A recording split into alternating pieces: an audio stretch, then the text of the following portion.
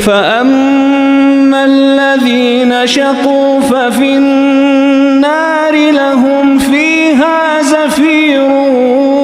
وشهيق خالدين فيها ما دامت السماوات والأرض إلا ما شاء ربك إن ربك فعال لما يريد